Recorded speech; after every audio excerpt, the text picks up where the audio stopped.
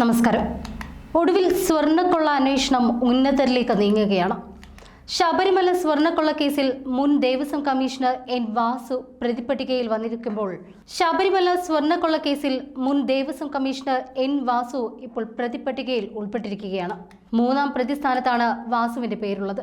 Unnikrishnan Potti custody റിപ്പോർട്ടിലാണ് 2019 ദേവസ്വം കമ്മീഷണറായിരുന്ന വാസുവിന്റെ പങ്ക് വ്യക്തമാക്കുന്നത്.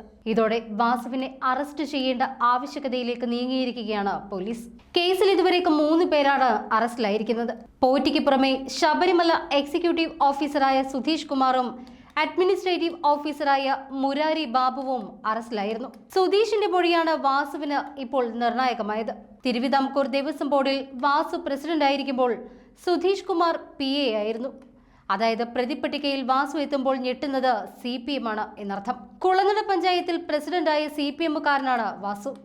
അതിനുശേഷമാണ് വാസു ജുഡീഷ്യൽ ഓഫീസറായതും ഔദ്യോഗിക പദവിയിലേക്ക് പോകുന്നത്. കേസിൽ രണ്ടാമത്തെ അന്വേഷണ പുരോഗതി റിപ്പോർട്ട് പ്രത്യേക സംഘം ബുധനാഴ്ച ഹൈക്കോടതിയിൽ സമർപ്പിക്കുമെന്നാണ് പറഞ്ഞത്.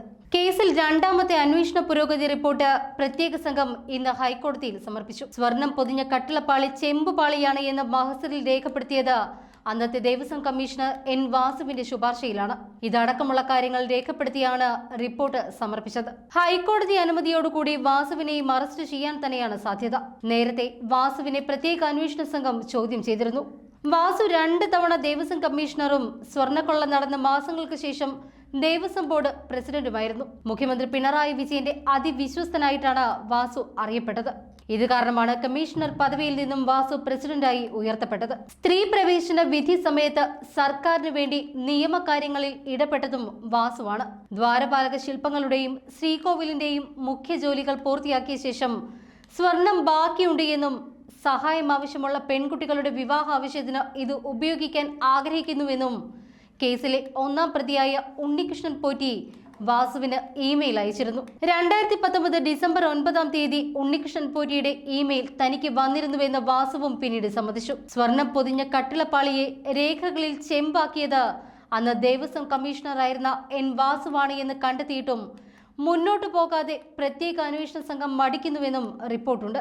ഓരോ പ്രതിയുടെയും കസ്റ്റഡി അപേക്ഷയിൽ ഇവർ സ്വാധീനമുള്ളവരാണ് എന്നും പുറത്തിറങ്ങിയാൽ സാക്ഷികളെ സ്വാധീനിക്കുമെന്നും കേസ് അട്ടിമറിക്കുമെന്നും പറയുന്ന SIT പ്രതിപട്ടികയിലെ ഏറ്റവും സ്വാധീനമുള്ള വ്യക്തിയുടെ കാര്യത്തിൽ വലിയ ഇളവുകളാണ് നൽകുന്നത്. ഇതിന് കാരണം രാഷ്ട്രീയ സമ്മർദ്ദം തന്നെയാണ്. ഹൈക്കോടതിയിൽ നിന്നും ശുപാർശ കിട്ടിയാൽ അറസ്റ്റ് എന്നതാണ് SITയുടെ നിലപാട്. ശബരിമലയിൽ ശ്രീകോവിലിന്റെ വാതിലിൽ സ്വർണം പൂശിയതിലും അന്വേഷണം വേണമെന്ന് ഹൈക്കോടതി പറഞ്ഞു. ശബരിമല സ്വർണ്ണപ്പാളി കേസിൽ പ്രത്യേക അന്വേഷണ സംഘത്തിന്റെ 2-ാം ഘട്ട അന്വേഷണ റിപ്പോർട്ട് പരിഗണിച്ച ശേഷമാണ് ഹൈക്കോടതി ഈ നിർദ്ദേശം നൽകിയത്. ശബരിമലയിലെ സ്വർണത്തിലടക്കം ശാസ്ത്രീയ പരിശോധന നടത്താനും അനുമതി നൽകി. 2 തവണ ദേവസ്വം കമ്മീഷണറും സ്വർണ്ണക്കൊള്ള നടന്ന മാസങ്ങൾക്ക് ശേഷം ദേവസ്വം ബോർഡ് പ്രസിഡന്റുമായ എൻ വാസുവിന് ദേവസ്വം ബോർഡിൽ മറ്റാരെക്കാളും സ്വാധീനമുണ്ട്. വാസുവിന്റെ ഇടപാടുകൾ പുറത്തു വന്നാൽ അത് കൂടുതൽ ബാധിക്കുന്നത് സംസ്ഥാന സർക്കാരിനെ തന്നെയാകും. യുവതി പ്രവേശനം അടക്കമുള്ള സംഭവങ്ങൾ വാസു കമ്മീഷണറായിരുന്ന സമയത്താണ് ഉണ്ടായത്. കമ്മീഷണർ സ്ഥാനത്ത് നിന്നും പടിയിറങ്ങി 7 മാസത്തിനുള്ളിൽ തന്നെ ദേവസ്വം ബോർഡ് പ്രസിഡന്റായി വാസു മടങ്ങിയെത്തി. CPM കേന്ദ്രങ്ങളെപ്പോലും അമ്പരപ്പിച്ച ഒരു നിയമനമായിരുന്നു അത്.